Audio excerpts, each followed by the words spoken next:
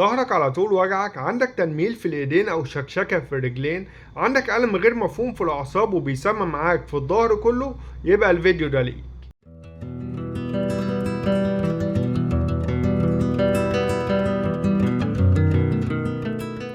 السلام عليكم، معاكم دكتور محمد عادل، والنهارده ان شاء الله هقولك معلومه في السريع. حسيت قبل كده ان رجلك فيها شكشكه كانك ماشي على ابر، او صوابعك بتنمل من غير سبب، او وجع بيشد في ظهرك نازل على رجلك لحد الكعب؟ الاعراض دي مش بسيطه، دي رساله من جسمك بيقولك فيها خلي بالك الاعصاب بدات تتعب.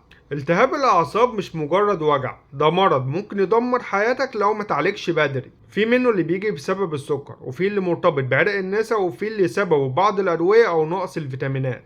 في الفيديو ده هنفهم مع بعض يعني ايه التهاب اعصاب، وازاي السكر ممكن يدمر الاعصاب، وايه علاقه عرق النسا بكل ده، وايه افضل الادويه والعلاجات الموجوده اللي بتجيب نتيجه كويسه. اول حاجه تعالوا نعرف يعني ايه التهاب اعصاب. الأعصاب هي شبكة الكهرباء اللي بتوصل الإشارة بين المخ وكل جزء في جسمك، فلما يحصل التهاب أو تلف في الأعصاب الإشارة دي بتتلخبط. يعني المخ ممكن يحس بألم من غير سبب حقيقي، أو العضلات تبقى ضعيفة، أو الإحساس بيقل في الأطراف. تعالوا نعرف إيه أنواع التهاب الأعصاب. أول حاجة التهاب الأعصاب الطرفية، التهاب عصب الوجه أو العصب الخامس. تالت حاجة التهاب عصب نتيجة ضغط أو إصابة زي عرق النسا. تعالى اقولك علاقة السكر بالتهاب الاعصاب.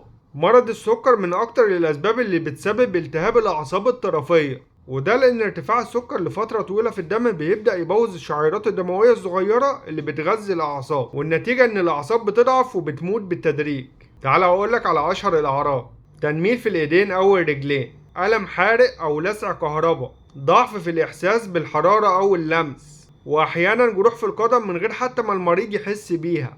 العلاج الأساسي هنا إنك تظبط السكر وتبدأ علاج داعم للأعصاب. تعالوا نعرف علاقة التهاب الأعصاب وعرق النسا. عرق النسا مش اسم عصب واحد، ده اسم ألم ناتج من ضغط على العصب الوركي. العصب ده هو أطول عصب في الجسم، بيمشي من أسفل الظهر لحد الرجل. تعالى أقولك على أهم أعراضه. ألم بيبدأ من أسفل الظهر ونازل على الرجل، والألم ده بيزيد جدا لما بتقعد، وأحيانا بيحصل تخدير أو تنميل. علشان كده التشخيص لازم يكون صح، لأن الأعراض قريبة من التهاب الأعصاب الطرفية. نيجي بقى لأهم فقرة، وهي فقرة العلاج.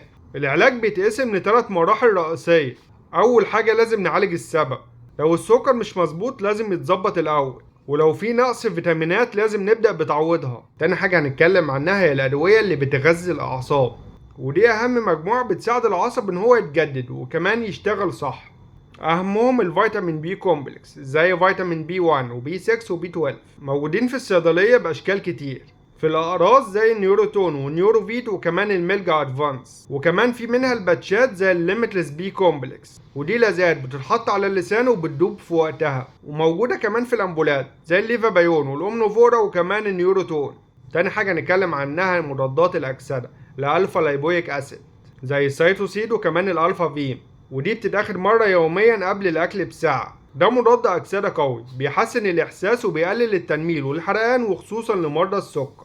تالت حاجة هي أدوية الألم العصبي. لما الألم يكون شديد أو حارق زي لسعة الكهرباء، ساعتها بنحتاج أدوية مخصصة زي مادة الجابابنت الموجودة في الجابتن، وكمان النيورنتين، وكمان مادة الدلوكسيتين الموجودة في السمبالتا، وكمان مادة الأميتريبتيلين، ودي بتتاخد قبل النوم عشان تقلل الوجع.